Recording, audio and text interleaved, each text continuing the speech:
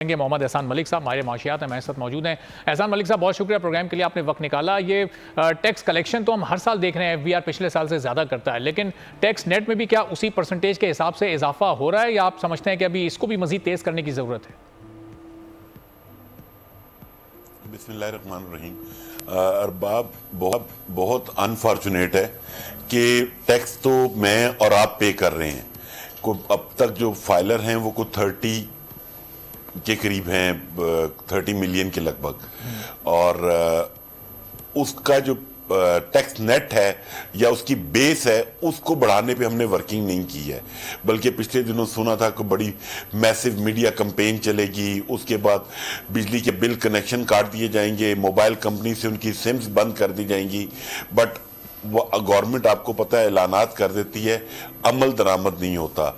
ये मैं different forum से भी बात कर चुका हूं कि ये जो 30 लाख फाइलर है वो 24 करोड़ का बोझ उठाता है। हम वो तमाम टैक्सेस पे करते हैं, वो तमाम चीजें पे करते हैं, और हम में और नॉन फाइलर में कोई फर्क नहीं होता। जो इलेक्ट्रिसिटी का बिल एक फाइलर को आता है, वही इलेक्ट्रिसिटी का बिल नॉन फाइलर को भी आता है। गवर्नमेंट को इन तमाम चीजों को देखने की जरूरत है।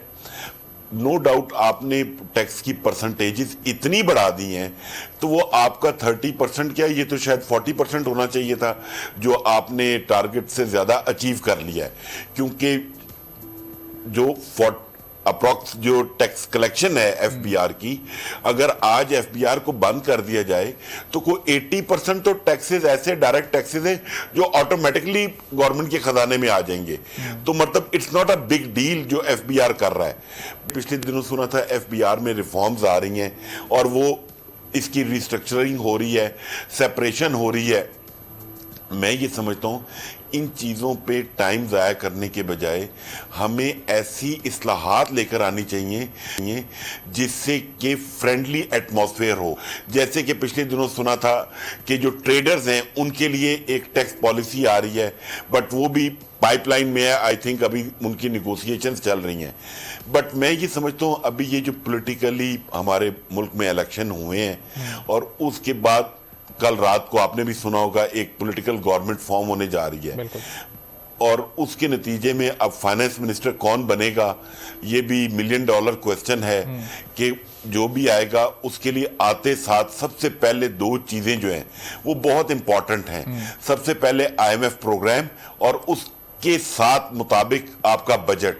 अब इन दोनों चीजों को लेके साथ चलना है, और 2 मेजर स्टेक होल्डर जो politically peoples party and Noon league ने अपनी इलेक्शन कैंपेन में लोगों से जो प्रॉमिसेस किए हैं उनको कैसे ये फुलफिल करेंगे। पब्लिक को रिलीफ चाहिए, जब तक रिलीफ नहीं मिलेगा गवर्नमेंट की गुडविल नहीं जाएगी। और एहसान साहब अभी तो ज़ाहिर नया वज़ीर ख़जाना आया नहीं है, लेकिन बजट तखमीने में अभी से ये 14% का एक जो इजाफा है इसके खसारे में, इसका तखमीना आ चुका है। तो अब ये ऑलरेडी जो पहले ही बड़े खसारे का बजट होता है उसमें 14% इजाफा हो जाएगा, तो उसमें पब्लिक को क्या रिलीफ मिलेगा? ये 2-3 माह में जो बजट बनाना है नई हुकूमत को, ये तो बड़ा ही चैलेंजिंग होगा, चाहे वो कितनी एक्सपीरियंस इकनॉमिक टीम ना हो। और वो IMF वाला प्रोग्राम तो फिर बाद में, पहले ये अपना बजट तो बना लें। अरबाब साहब, नहीं, मेरा ख्याल है आप एक चीज एलिमेंट को मिस कर रहे हैं। बजट तो अप्रॉक्सीमेटली 8-9 जून को आना है, और वो बजट बनना ही IMF की कंसल्टेशन के साथ है। मेरा पॉइंट जो था वो ये था, मैं ये कहना चाह रहा हूं कि 13 अप्रैल को हमारा IMF का पहला ये प्रोग्राम खत्म हो रहा है। हमारे पास 13 अप्रैल से लेके 9 जून तक का जो टाइम स्पैन है, इसमें हम अगर कोई एक एमनेस्टी इंट्रोड्यूस करवा दें जिससे कि जो लोगों के पास डॉलर, गोल्ड या अनडिक्लेयर्ड अमाउंट पड़ी हुई है वो मार्केट में आ जाए, एक सर्कुलेशन स्टार्ट हो जाए, उसके ऊपर लोगों को कोई इंसेंटिवाइज कर दिया जाए ताकि वो कैपिटल आपकी इकोनॉमी का हिस्सा बन जाए। क्योंकि अभी ये जो पॉलिटिकल गवर्नमेंट है जो भी इसका फाइनेंस मिनिस्टर होगा उसके लिए ये इतना आसान नहीं होगा आईएमएफ के प्लान के मुताबिक आपको बजट देना, क्योंकि आपने इस साल में अप्रोक्सीमेटली 25 बिलियन की इंस्टॉलमेंट्स भी पे करनी है डॉलर्स की। तो अगर आपने उन चीजों को भी साथ लेकर चलना है, आईएमएफ प्रोग्राम में भी चलना है, और यहां पे जो पब्लिक प्रेशर है उसको भी मैनेज करने के लिए आपको चाहिए कि आप ऐसे स्टेप्स लें जिससे आपको पब्लिक से सपोर्ट मिलना शुरू हो। क्योंकि अभी अगर आप मीडिया उठा के देख लें, इसमें एक बहुत बड़ी चीज है, that is SIFC, special investment facilitation council. मैं समझता हूं वो आर्मी चीफ का बहुत बड़ा आसान इकदाम है। हमें उस प्लेटफॉर्म को यूज करके फॉरेन इन्वेस्टमेंट को अट्रैक्ट करना चाहिए। उसमें एक एलिमेंट अभी भी मिसिंग है जिसको मैं समझता हूं अगर हम ऐड ऑन कर लें, that is real estate sector, जिससे कि बाहर जो फॉरेन रेमिटेंस है वो बहुत अट्रैक्ट होती है इस सेक्टर के लिए। क्योंकि बाहर बैठा हुआ आदमी यहां पे इंडस्ट्री नहीं लगा सकता या वो यहां बैठ के कारोबार नहीं कर सकता। तो अगर हम कोई ऐसी ऑप्शंस ओपन करें जिससे कि फॉरेन रेमिटेंस आ सके, क्योंकि एक प्रॉब्लम जो फॉरेन रेमिटेंस का है वो ये इन्वेस्टमेंट का कि यहां पे लोग पैसा तो ले आते हैं, यहां से ले जाते हुए बड़ी प्रॉब्लम्स हैं। अगर इनको रेक्टिफाई कर लिया जाए तो काफी बेहतरी आ सकती है। और एहसान साहब, ये जो एमनेस्टी वाली आप बात कर रहे हैं, जो अनडिक्लेयर्ड एसेट्स हैं लोगों के, ये जाहिर है कि ये मासेस लेवल पर तो बहुत ज़्यादा नहीं होते, आम लोगों के पास तो नहीं होते। ये तो ज़्यादातर इसका जो फोकस होता है वो एलीट क्लास होते हैं कि उनके पास ये इस तरह के अनडॉक्यूमेंटेड चीज़ें ज़्यादा होती हैं। तो इस तरह की एमनेस्टीज माजी में भी तो आती रही हैं, क्या वो कामयाब रहीं और उन पर कामयाबी के साथ अमल दरामद हुआ? और इतने शॉर्ट टाइम में कि 2 महीने के वक्त में क्या ये इसका कोई आउटकम निकल कर सामने आ सकता है?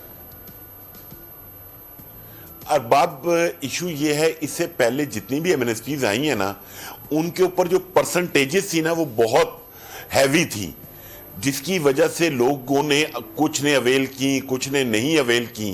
बट अभी बेसिकली ये जो अनडिक्लेयर्ड अमाउंट है जिसको गवर्नमेंट ब्लैक मनी कहती है, और हमारे गवर्नमेंट के mechanism, system, FBR valuation, DC rates, इसने लोगों की अनडिक्लेयर्ड अमाउंट को ब्लैक मनी में कन्वर्ट कर दिया हुआ है, ग्रे मनी में कन्वर्ट कर दिया हुआ है। उसको आपको स्पेस देनी है और उसके लिए एमनेस्टी चाहिए, क्योंकि IMF प्रोग्राम में रहते हुए आप एमनेस्टी नहीं दे सकते। जो ये आपके पास कुशन है, इसमें आप ये दे के जो लोगों के लॉकर्स में पैसे पड़े हुए हैं वो आप गवर्नमेंट के एक्सचेकर में लेकर आ सकते हैं। ठीक है, तो एहसान साहब, ये लेकिन जाहिर है कि ये एक लॉन्ग टर्म प्रोसेस होगा, और अभी नई गवर्नमेंट के पास, नई इकोनॉमिक टीम के पास तो इतने चैलेंजेस सर पे खड़े हैं कि इतनी जल्दी वो ये सब कुछ कर नहीं सकेंगे। सब्सक्राइब करें और बेल दबाएं ताकि कोई खबर रह न जाए।